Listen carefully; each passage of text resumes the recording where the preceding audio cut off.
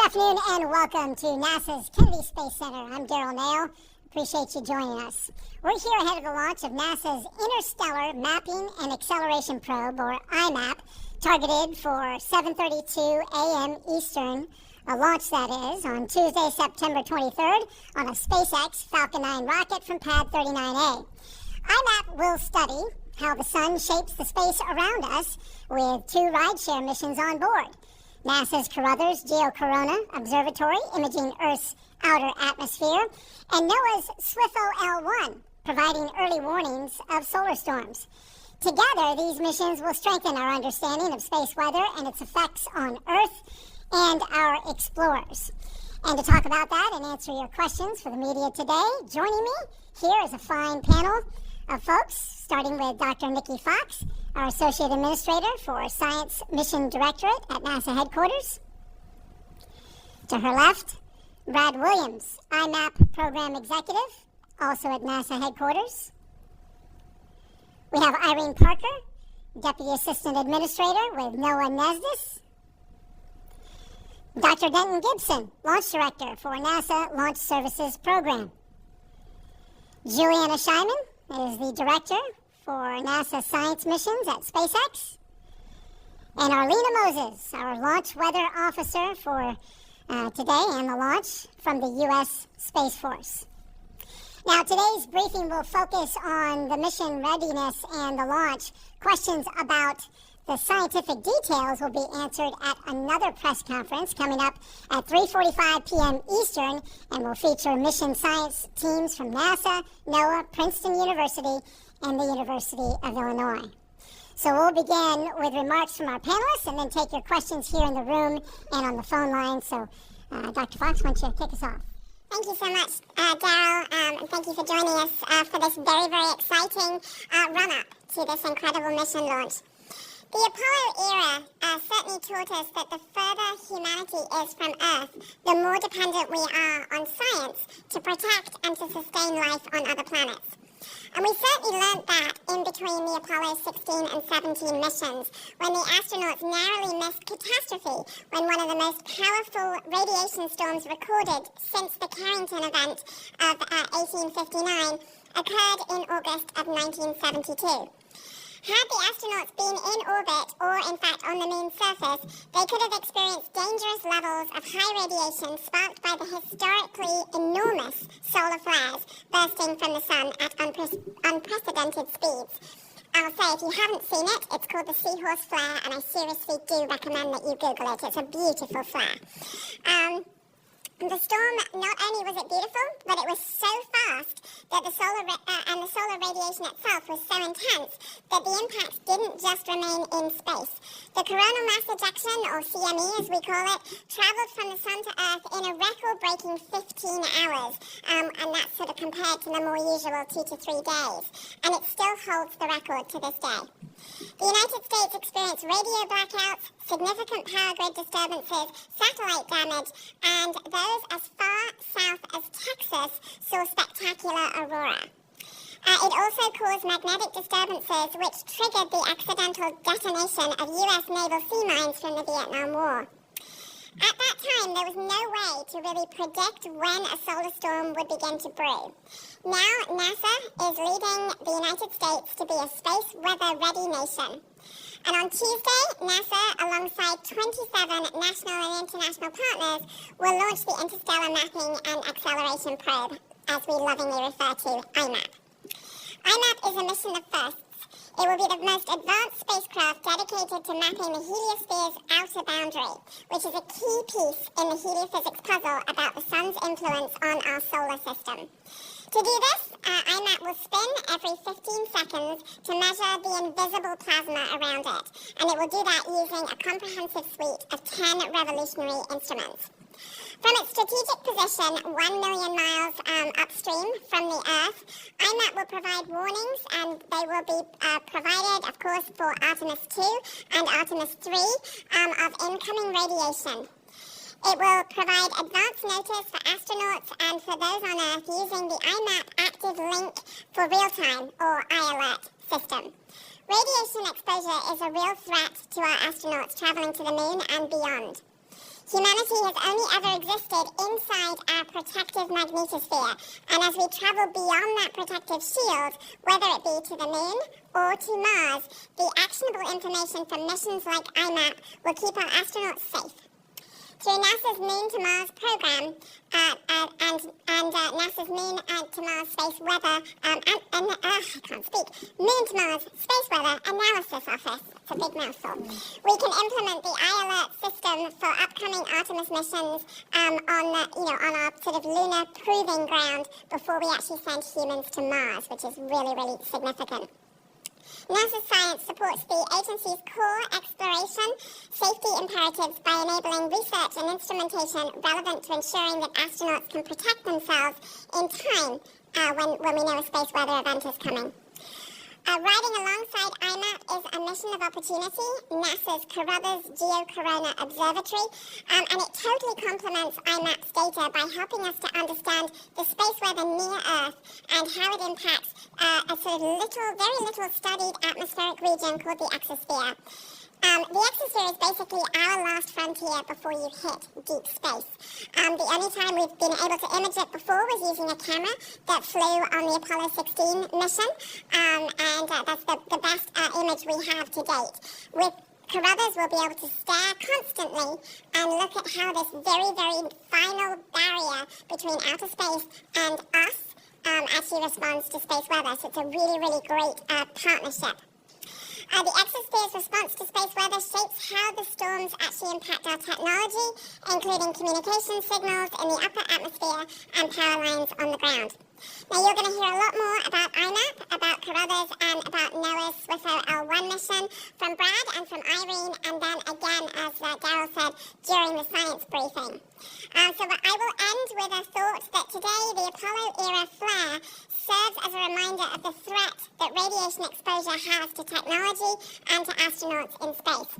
The safety of the environment in which our astronauts, our robotic explorers, and the infrastructure that will be deployed is critically dependent on dynamic space weather conditions which affect us daily here on Earth. But obviously much safer and much lower levels for us here on Earth than out at the moon. As the United States prepares to send humans back to the moon and onward to Mars with the Artemis program, NASA Science is actively providing the ultimate interplanetary survival guide to help support humanity's epic journey along the way. IMAP, Carruthers, and NOAA's SWIFO L1 build upon our fleet of missions studying the sun, including Parker Solar Probe, and soon we will add ESCAPADE, which launches later this fall. All of these missions together support and enhance the existing space weather prediction capabilities in coordination with NOAA throughout our solar system in near real time for the benefit of all. So I want to say thank you to our mission partners, to SpaceX, and most importantly to the IMAP, Carruthers, and SWIFO L1 teams. Go NASA, go NOAA, go Falcon. And over to you. All right. And good afternoon. Thank you all for being here and everybody tuned in. It really is an honor to be here before you today following a successful conclusion of our launch readiness review. For all of those who have worked tirelessly on the IMAP mission and its partners, it's truly a momentous occasion today. So I just want to take a moment to specifically acknowledge and celebrate the incredible work of the teams that made this possible. The IMAP mission is a testament to the power of cooperation and collaboration that Nikki mentioned. So just re-emphasizing 27 domestic and international partners on the IMAP mission under the leadership of our PI, Dr. Dave McComas from Princeton University, and also our partners from Johns Hopkins University Applied Physics Laboratory. The team's made up of a group of scientists, engineers, mission partners, whose dedication has brought us this special moment, ready to embark on a journey that will teach us more about the heliosphere and enable crucial new space weather measurements alongside our partners at NOAA. For all of their hard work, I just want to thank them, all the team that's out there watching and continuing work today. So the teams from all three of those missions, SpaceX, APL, NASA Goddard, BAE Systems, University of California, Berkeley, and many other partner organizations, have spent months meticulously planning these integrated operations down here at the launch site that are unique and essential for a rideshare mission like this.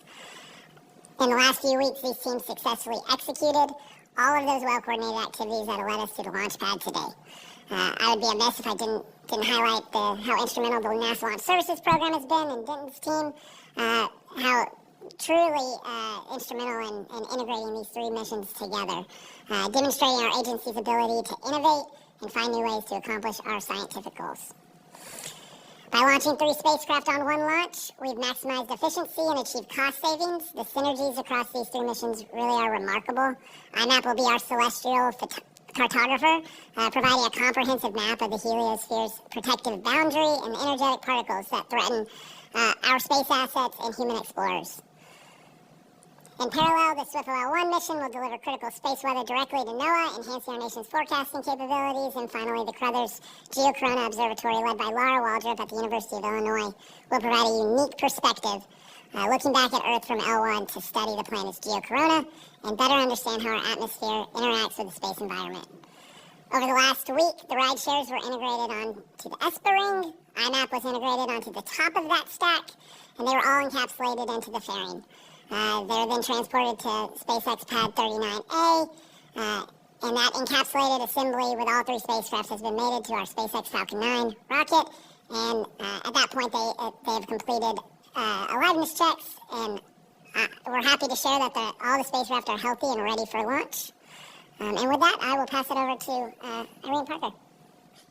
Good afternoon. I'm thrilled to be speaking with all of you today to see the excitement ahead of the launch. Just hearing Dr. Nikki Fox talk about Space Weather Ready Nation, I would like to say that's just going to be an amazing feat, and all of these 3 missions are really going to be supporting that.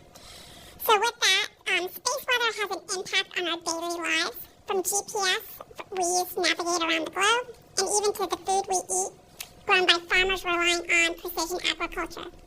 Forecasting space weather events that can disrupt these technologies is critical to protecting our country's economic vitality and national security.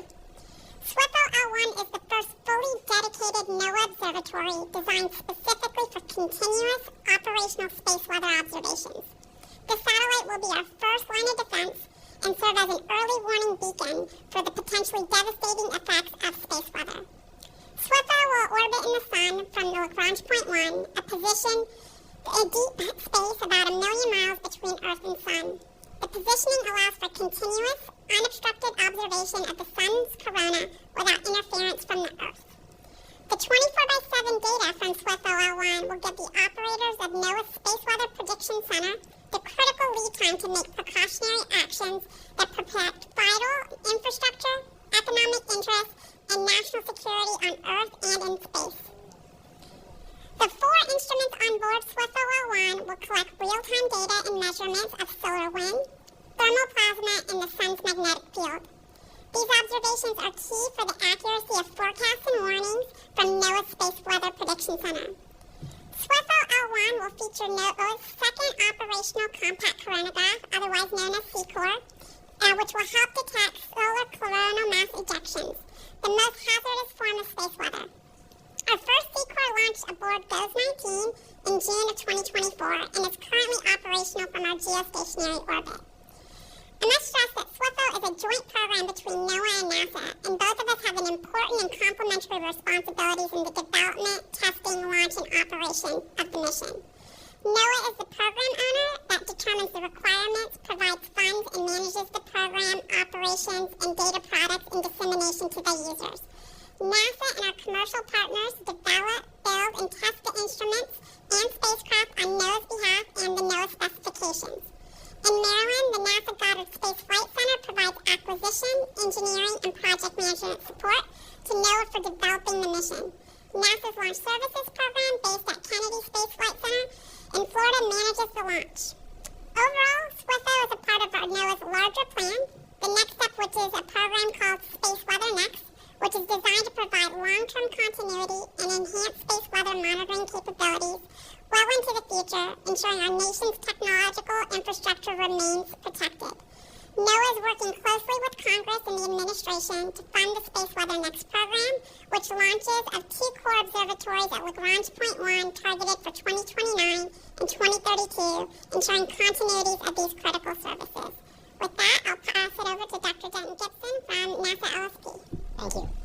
As always, I am excited and humbled to be sitting here representing the NASA Launch Services Program. a program since 1998 has been partnering with commercial industry to launch over 100 of NASA science missions all throughout the solar system.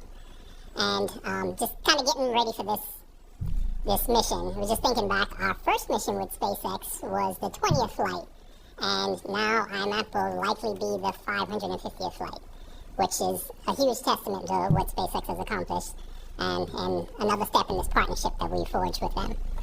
And this will be our 13th mission with SpaceX, so we're really looking forward to that.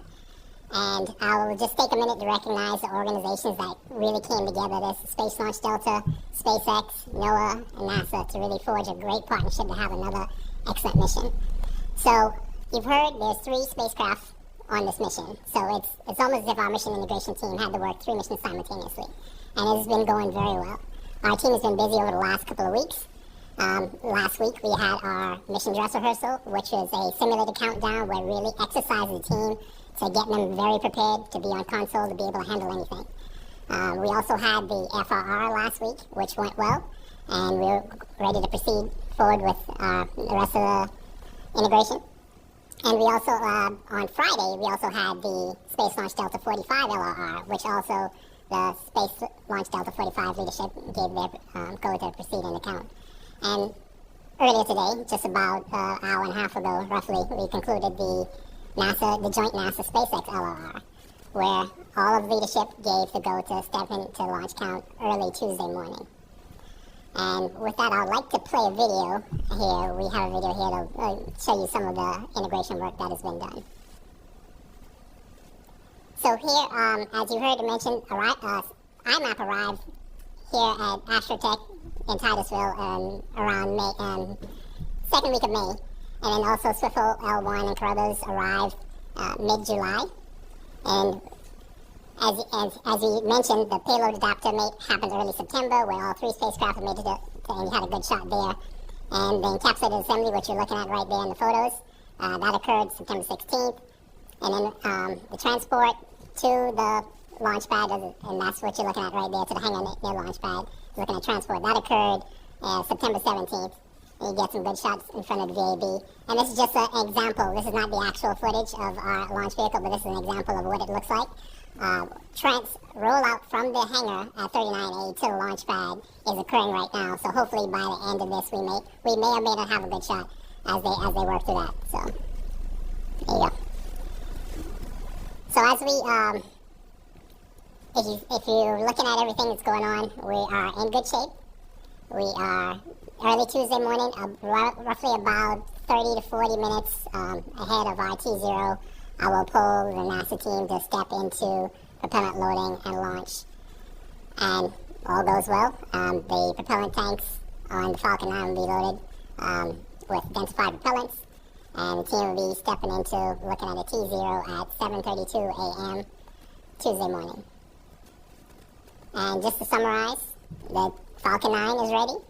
The IMAP, Swiffle, Carruthers teams are ready, and the integrated team is ready and excited to step into launch count. With that, I would like to turn it over to my partner in crime, who I've worked with since like 2012, Juliana Scheinman, the director of NASA Science Missions. Thank you, Duncan. Thank you, Dr. Gibson. I'm super excited to be here today to talk about our next science mission. Everyone at SpaceX is incredibly proud to support missions like this. As you heard the team talk about, IMAP, Swiffle, Carruthers, these are all space weather missions. And space weather, as you heard Dr. Fox talk about, is incredibly important for all of our missions that we do at SpaceX.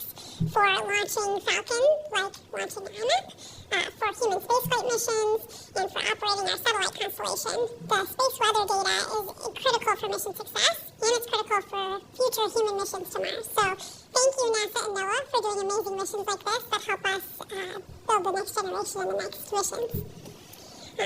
As you've heard me speak about in the past, one of the reasons I came to SpaceX was because I wanted to help enable greater scientific exploration.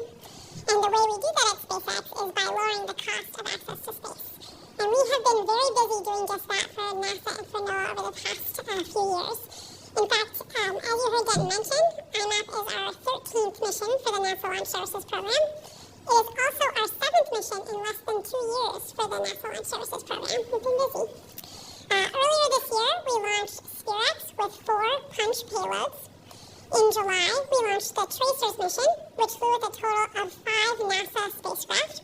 And coming up here, we're launching IMAP, SWIFO, L1, and Carruthers. So actually, this year alone, we will launch 16 critical NASA science payloads when you look at, when you add in the commercial lunar payload services missions and rideshare missions that fly on our transporter program. So we are big team science and very proud to support those critical science missions. But also when I think about the next generation of vehicles, I'm super excited for how Starship will enable another level of science. Starship, with its large payload volume and excess performance, we have the ability to support never-before scientific missions, like incredibly large telescopes or interstellar missions that don't need to measure mass down to the ground. But focusing on Tuesday morning, very excited to launch IMAP, SWIFO, L1, and Carruthers. And I want to thank NASA and NOAA for their continued confidence and partnership. And I will pass it over to Arlena for the weather, who is wearing her sun earrings, so I know we're going to hear good news. Thank you very much. Yes, I thought the sun earrings would be appropriate given the mission that we're working on. And also, while we're not looking from a space weather perspective, as a launch weather officer, we're looking from a terrestrial weather perspective, sun still plays a big part of that as well.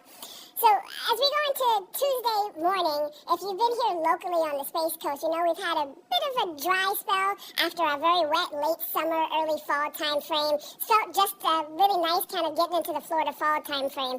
Unfortunately, that's going to change a little bit as we start our week here over the next couple days. We're going to have an upper level system that comes through, and that's going to bring back a little bit more moisture and also kind of ruffle up the atmosphere just a little bit. That'll play a part as we go late Monday into the first part of Tuesday. So if you want to take a look here at the forecast for our primary launch day, we're going to be overall looking at a POV, or probability of violation. That's a probability of seeing any of those launch weather concerns. There are 10 of them that are possible that we look at, of 25%, so 25%, or if you want to look at it in the reverse, that is a go of 75%. And our main concerns for our primary launch day are going to be something called the thick cloud layer rule. So that's looking at types of clouds that are not like thunderstorms or cumulus clouds, which those are the big puffy cotton ball clouds. Those are looking at the kind of flat clouds you sometimes see that roll in during like wintertime storms, no matter where you are here across the northern hemisphere. And winds are going to be relatively light, so not expecting too much of a concern with that. Now, as we go into our backup day, looking at the forecast for our backup day, that little upper level disturbance we have starts to move by, and we get a little bit drier conditions moving in. So looking at our forecast numbers for the backup day, we're overall looking at a probability of violation of 10%, or looking at go of 90%. So those numbers come down quite a bit, especially given the time of morning that we're going to be launching, usually not the peak of what we see for our shower and thunderstorm activity here along the Space Coast for Florida. So there are a couple of things that we're going to be monitoring for our launch coming up here, but overall I think things are tracking good for weather. Back to you, Dale. All right, thank you all. To our panelists for those opening remarks. Let's get to the questions now. We'll start off in the room. We do have questions on the phone, so if you want to, punch the key to let us know you have a question, we'll get to your question. But again, we'll start in the room, wait for the person with the mic to come over, and then state your name and your media affiliation and your question. And let's start with one question at a time. And so our first question at the front of the room, Ken? Hi, thank you. Ken Kramer, Space Up Close. Good luck to you all. This really exciting mission. And wishing you all good luck. Nikki, I have a question for you. Since you mentioned Project Artemis, there was some really great news about Viper on Friday night. It was canceled, and now it sounds like you're reviving it. There were very scant details. We'd like to hear, how did it come about? And what can we expect? Will it launch in 2027? Thank you. The actual sort of cancellation of the project at the time certainly did not reflect any lack of excitement about the science and the importance of actually going in and sampling for volatiles on the moon. Unfortunately, at that time, we did not have, a path forward for the Viper mission with a lander, and so we made the very difficult decision to actually sort of tie a bow on Viper. We continued it through the testing, and so it is completely safe. It is being stored very, very well, awaiting a launch vehicle, a landing. Wrong mission, a lander. We put out a couple of calls. We did some RFIs, put out a call for partnership, and we've sort of gone through a number of steps to find the right ride. It was actually solicited through Eclipse payload call, so our Eclipse vendors were able to propose, and we were very excited about the successful proposal coming in from Blue Origin. So looking forward to being able to work with Blue and getting a successful end for Viper. The actual launch date itself, I think I'll refer you to Blue to get more details on that. But we're very excited about this partnership, and it really does highlight the importance of what we do at NASA Science for supporting the Moon to Mars and the Artemis programs. Any other questions in the room? Yes, sir. Hi, Manuel Masanti from Exploración Espacial. A question for Juliana. Can you describe a little bit more the sequence of deployments of the three probes? We know that the three of them are going to L1. Are they traveling together? How is the sequence going to work? Thank you. Sure, I'm happy to explain that, and then feel free to chime in if you'd like to. So, again, very exciting that we have three payloads who all want to go to the same place, L1. And so the Falcon will lift off, the stages will separate. The second stage will perform two burns. After it's completed that second burn, the first payload that will be deployed is IMAP, and then we will deploy Swiffle L1, and then we will deploy Carruthers in that order. So IMAP first, Swiffle L1, and then Carruthers. And they're all deployed within about 10 minutes of each other, around an hour and a half after liftoff. And then if you want to... Yeah, so the IMAP will be deployed about an hour and 23 minutes after T0. And then Swiffle L1 will be deployed about 7 minutes after IMAP. And then Carruthers would be 6 minutes after Swiffle L1. All right, let's go to the phones now for our next question. Will Robinson Smith with Spaceflight Now. Go ahead. Hey, Daryl, thank you for the opportunity and thanks for the panel. Apologize for the car noise in the background. I'm traveling to Houston ahead of the introduction of the astronaut class on Monday. Question to Nikki Fox. Of course, we're just a couple of weeks away from a potential government shutdown yet again.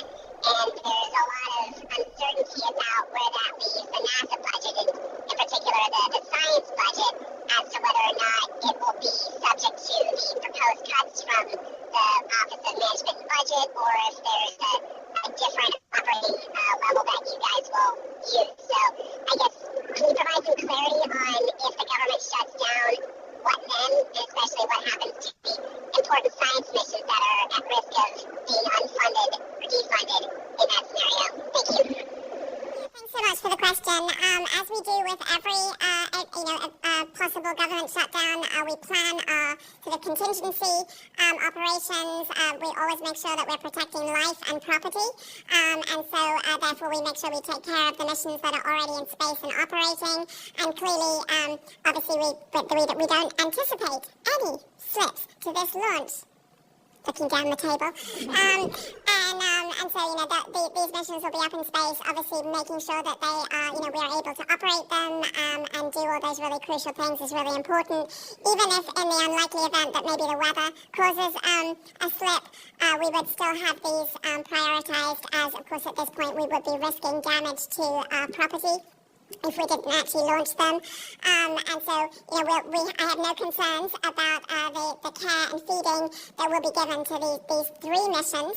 They're all very critical, and they're critical for many government priorities, and so we'll be certainly moving them through regardless of the shutdown. And we'll stay on the phone bridge and go now to Stephen Clark with Ars Technica. Hi, thanks for taking my question. Just if you could get on the line, please, for each mission, a total cost, and also, the earlier question about how they get deployed. Following up on that, how long does each mission take to get to L1 and inner operations? Thanks. Yeah, so I can start with, for IMAP and Crothers. IMAP has a life cycle cost of $781.8 million. That includes development costs, launch vehicle costs, and operations costs for a 2-year prime science mission.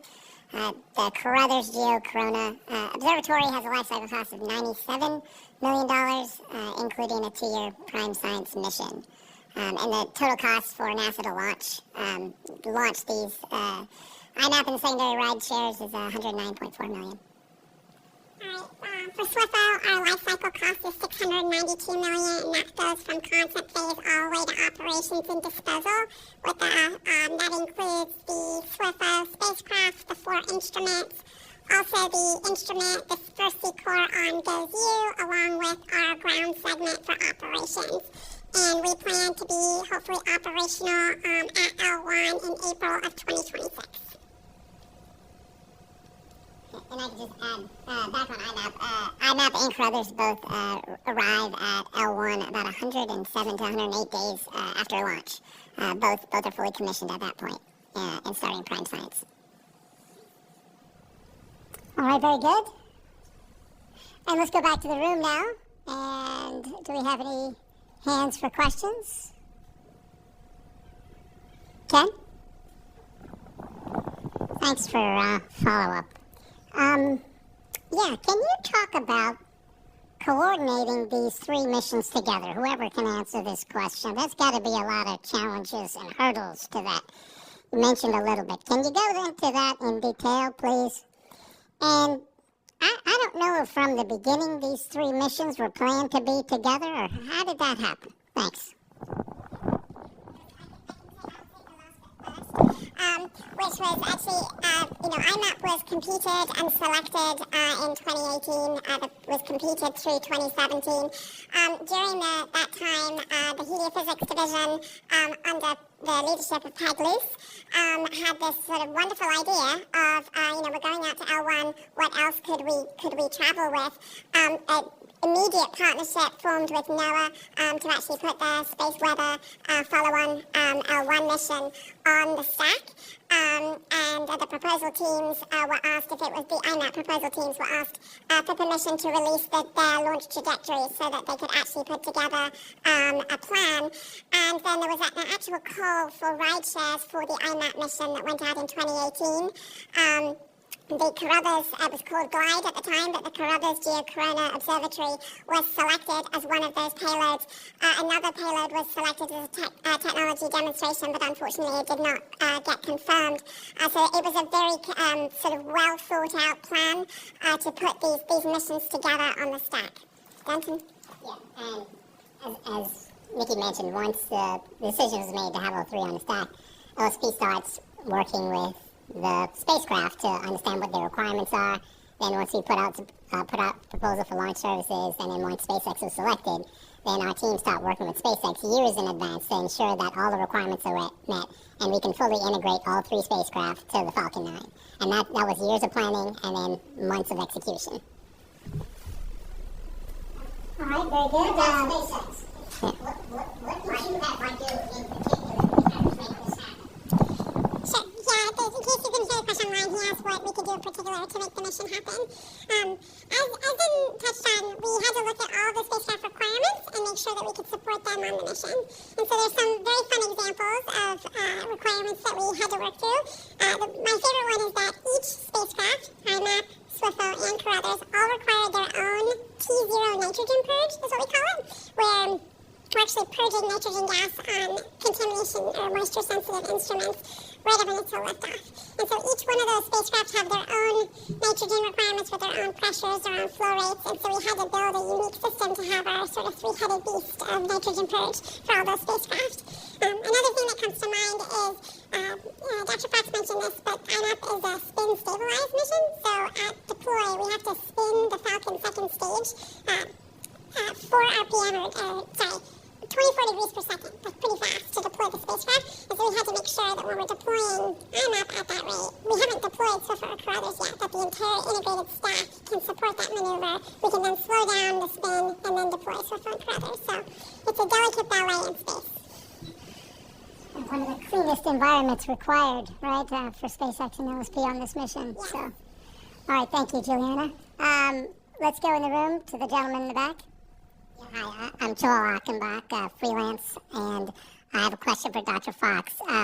Following up the first question we heard, what is the status of all these other science missions that we've been told would be imperiled if the president's budget request were adopted? Can you give us some clarity of what's going to happen over the next several months?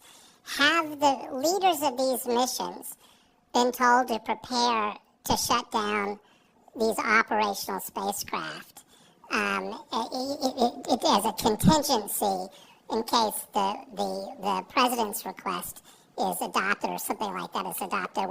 What do you tell the leaders of all these missions, whether they're Mars orbiters or New Horizons or Lunar Reconnaissance Observatory? What are you telling the people running those missions?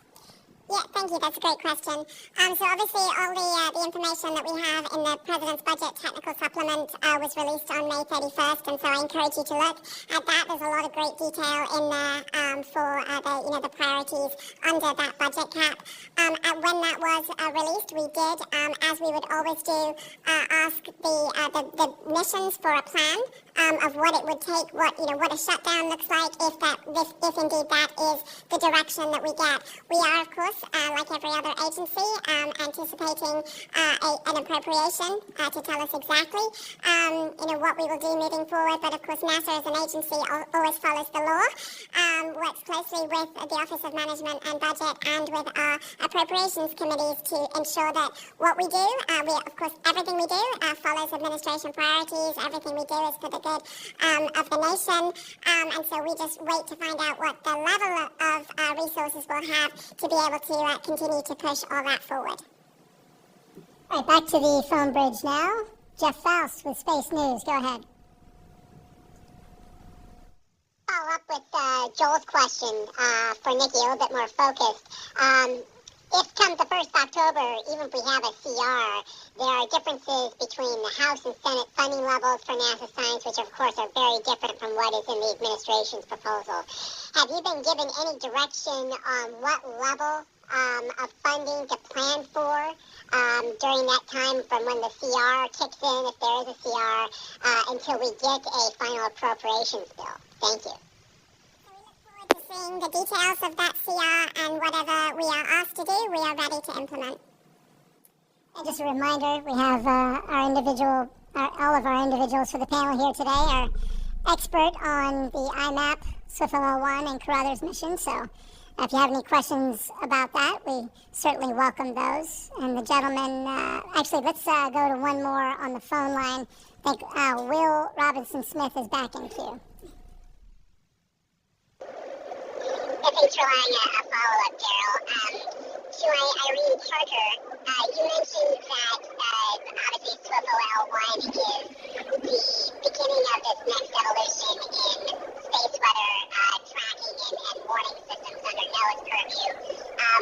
I wonder what are the next steps in getting to that marker of being able to launch in the late 2020s, in addition to working with Congress to secure the funding. How soon do you have to have it in hand before you can start actually building out these spacecraft? Thanks. Okay, so the follow-on after SWIFT-01 is called Solar, and we, NOAA, through our NASA acquisition partner, have actually awarded the instrument and spacecraft contracts already for that with the support of the administration and Congress, so we're moving out on that. So right now we're on track for a 2029-2030 launch for Solar A. All right, thank you. And on the line now, Kenneth Chang with the New York Times. Go ahead. Hi, this is a question for Irene Parker. What's the status of Discover? Is SWIFT a replacement for that, or how does the instrument compare? And for Nikki Fox, what instruments on IMAP provide warning for astronauts that is beyond SWIFO. Thank you. All right, for the status of Discover, as of July, we have not been able to be fully in communication with Discover. However, it is a secondary space weather mission, and we have our primary missions of ACE and SOHO that are providing that type of information from solar winds to CME information. SWIFO, compared to Discover, will actually have higher capability and reduce the latency time for information coming from our L1 capability for like solar winds. And also, it will also have the capability of a C-Core, which is going to be able to see the CMEs, which Discover currently cannot, but SOHO can. So we see that SWIFO as a great replacement, especially in the area of ensuring full 24/7 continuity, post the wonderful missions of ACE and SOHO that they've been doing for I don't even know how many years beyond its lifetime. So we are looking forward to SWIFO launching. And for your question about what IMAP has, I don't look at it so much as what IMAP has that SWIFO doesn't have. They're very different mission goals. So SWIFO has to provide space weather forecasting 24/7, and they do that with a set parameters that are tried and true that we know how to feed into the models. What IMAP does is it is almost unfettered by that operational requirement. And so we can take these exquisite measurements that we will then sort of, see how they fit into the space weather puzzle. So we know what the next generation, so we're really helping the next generation of operational measurements by finding, is there this magic one that we haven't measured before, and now we're measuring it with IMAP, and it actually is kind of the game changer in the space weather forecasting. And so that's what we're looking for. We're always looking at ways to improve our space weather modeling, and with NASA Science, we're always pushing the boundaries, making first-of-a-kind measurements, and really putting just the exquisite models together that can then be transferred into the operational environment. So they just have very different, it's not about what one has and what one doesn't have.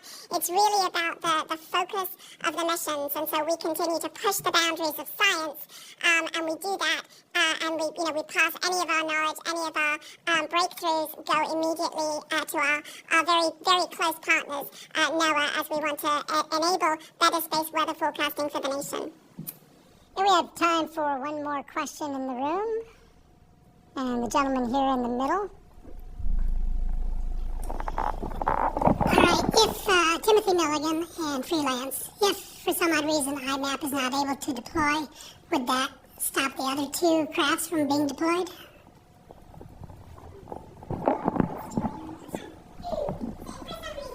Has an issue with deployment. The Falcon flight computer and mission software is designed to proceed with the mission. And so the intent will be that we would, if we fail to deploy IMAP, we would still subsequently deploy SWIFO and Carothers. All right, very good. Well, thank you to our panel for joining us and giving us all your insight. If you'd like to learn more about the 3 new space weather missions launching together, you can visit nasa.gov/sun. Also, if you have questions about that science, make sure you tune in to the Science News Conference at 3:45 p.m. Eastern Time. That's today. We'll have experts from NASA, NOAA, Princeton, and the University of Illinois.